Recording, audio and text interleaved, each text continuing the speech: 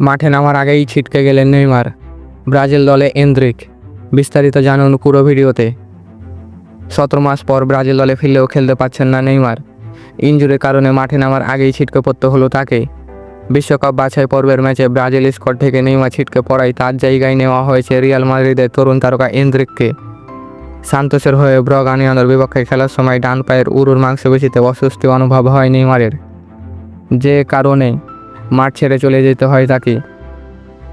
এবং এই কারণে পরের ম্যাচে পাউলিয়াস্তা চ্যাম্পিয়নশিপের সেমিফাইনালে খেলতে পারেননি নেইমার।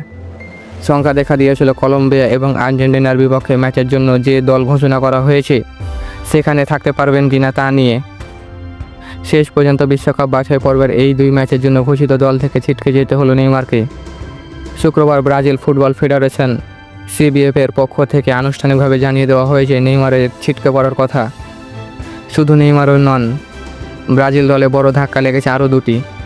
ম্যানচেস্টার সিটির গোলরক্ষক অ্যাডারসন এবং ফ্লামেঙ্গোর ডিফেন্ডার দানিলো ইনজুরিতে পড়েছেন, যে কারণে এই দুজনকে বাদ দেওয়ার কথা জানিয়েছে CBF। এই 3 জনের জায়গায় ব্রাজিল দলে ডাকা হয়েছে নতুন 3 তারকাকে। রিয়াল মাদ্রিদের তারকা এন্দ্রিক, লিওর গোলরক্ষক লুকাস পেরোরি এবং Flamengo defender Alex Sandro. Latin American বিশ্বকাপ বাছাই পর্বে ব্রাজিল এখন রয়েছে 5ম স্থানে। আগামী বৃহস্পতিবার তারা ঘরের মাঠে আমন্ত্রণ জানাবে কলম্বিয়াকে। এরপর 25শে মার্চ আর্জেন্টিনা যাবে মেসিদের বিপক্ষে অন্য ম্যাচটি খেলার জন্য।